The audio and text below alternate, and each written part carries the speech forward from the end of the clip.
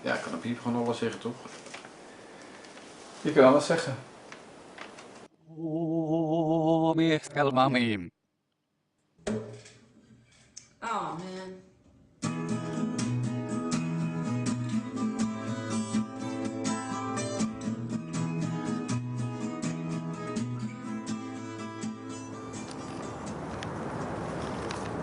How did you react when you found out about my borderline personality disorder? To be honest, I don't really remember the moment exactly.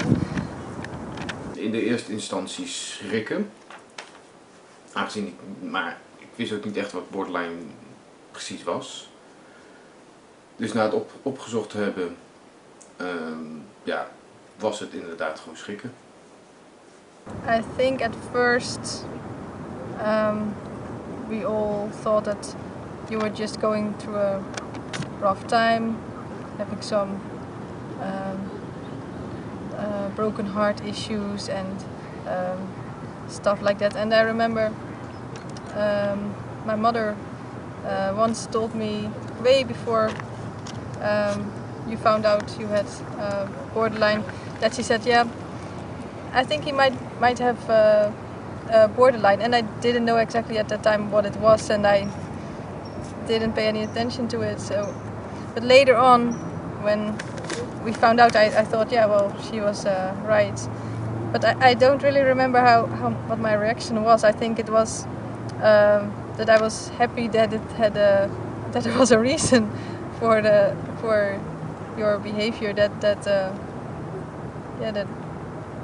it had a name and that we could do something about it, and it made a lot clear for me and for you, I think. What is it like for you to interact with me and my borderline personality disorder? Well, it's different. It changes every time. It is really different now than it was years ago. Wel bewust meer rekening houden dingen met, maar voor de rest ben ik niet echt anders met jou omgegaan. Every time it's different to interact with it. Sometimes it's really easy because then there's nothing borderline inside you. So I see it like sometimes there's borderline and sometimes there's just you, and well, you always have to find out whether it is borderline or whether it's you yourself. So lately it's going really, really well, and a couple of years ago it was a lot harder. What is the hardest situation you ever had to face dealing with me and my personality disorder? And what did I do?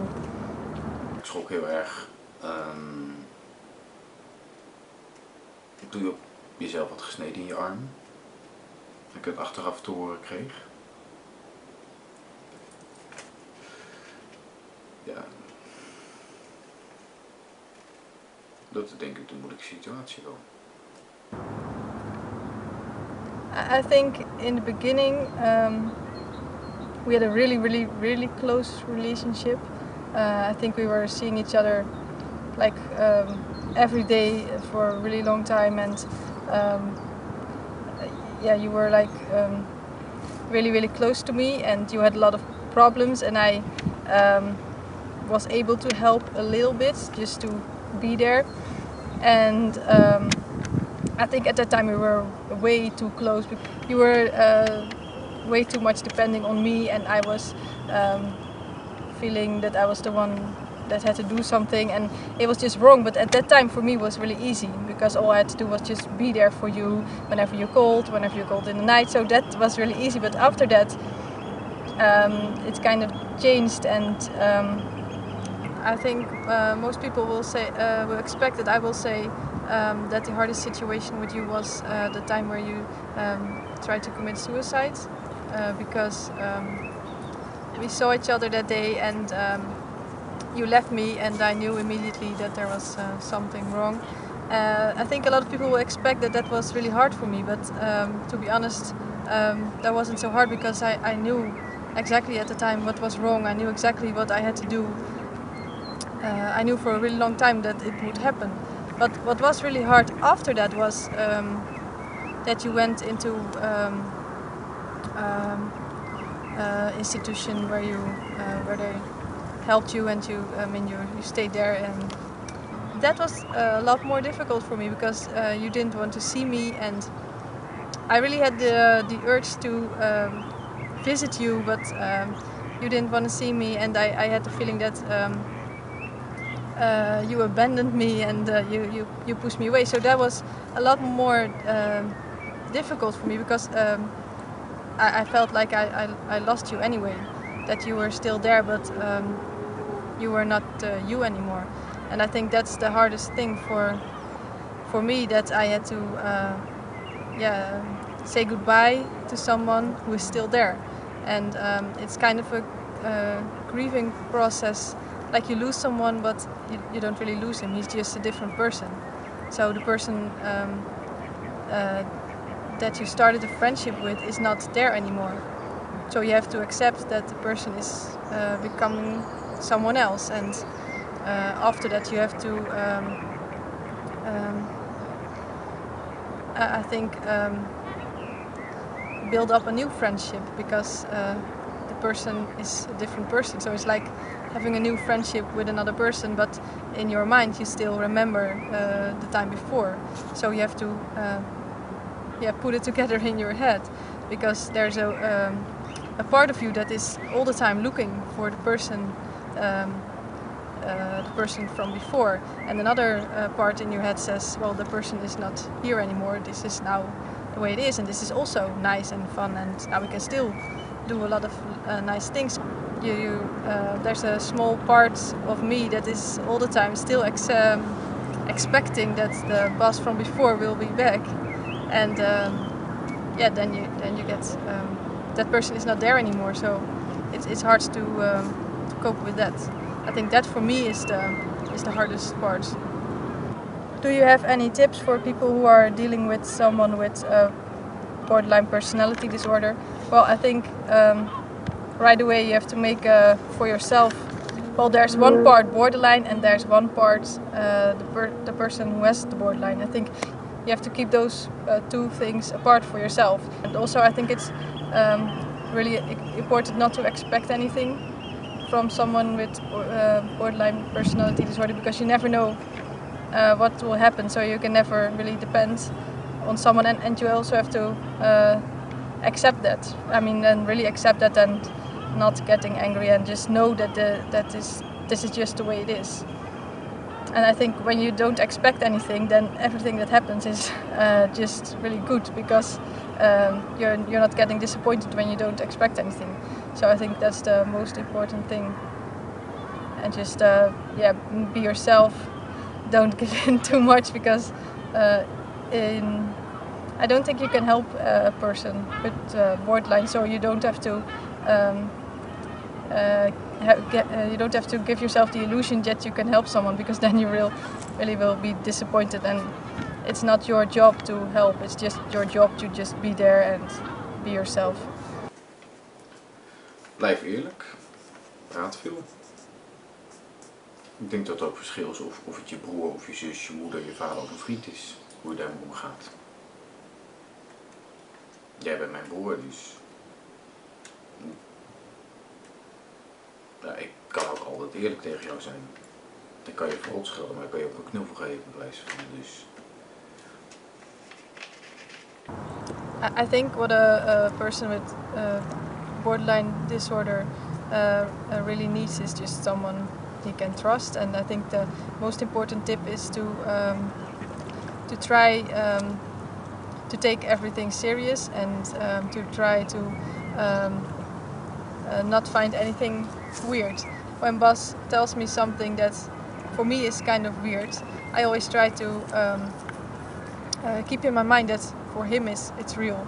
So for him it's a real situation, and for me it might be strange, but for him it's real. So I always try to react in a way that doesn't show any judgment. I always try to make clear that I maybe don't understand him in the way that he feels it, but that I understand that it's upsetting him. I think that's for me the most important thing to do. I don't understand anything that's going on in his mind when he has a borderline problem, but I always try to make clear that I do understand his pain and his suffering. I think that's might be a good tip. For example, the time when you told me that you were cutting yourself, I think my natural reaction to that is to say like, oh my god, that's really scary and weird and not right, and oh my god, you shouldn't do that and stuff like that. But I think that's not going to help. I think that will only make things worse. And so I think what you should do as a friend of someone with a personality disorder is you should immediately cut that part of you that wants to say, oh my god, shut that part up, because it's not going to help. And I think you have to try to react as serious as possible. So try to keep your voice normal and try to choose your words a bit carefully. I think it's best to just ask questions like why do you do it, and how does it make you feel when you do it, and do you want to make it stop, or do you find it's a problem? I think then you're creating a kind of distance that will help you to cope with your own emotions.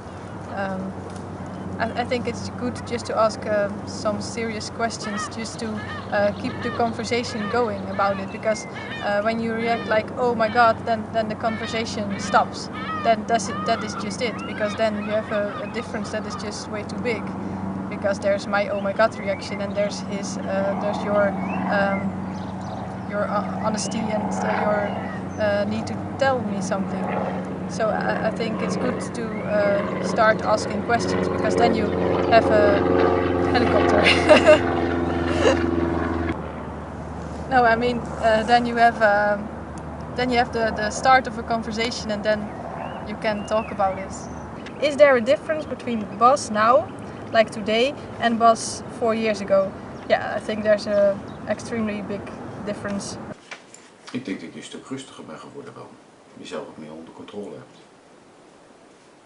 I think we had a period of time where you were just Bas, just normal. And after that the borderline came, and then it was this really extreme borderline Bas. And after that, I think that's the period where we are in now. It's just a little bit of borderline and more Bas, I think. So there's a huge difference between those 3 periods. And for me, sometimes it's almost as if the Bas from before is back, but it's never exactly the way it was. And I don't know, I think it's all, borderline is always there a little bit somewhere in the corner. Any tips for Bas? Ik denk dat je heel veel gegroeid bent de afgelopen 4 jaar. Een stuk sterker bent geworden. En nee, ik zou je geen tips kunnen geven, eerlijk gezegd. No, really. I think it's going really well right now, so I don't know what you're doing at the moment to keep it that way, but I was continuing doing that.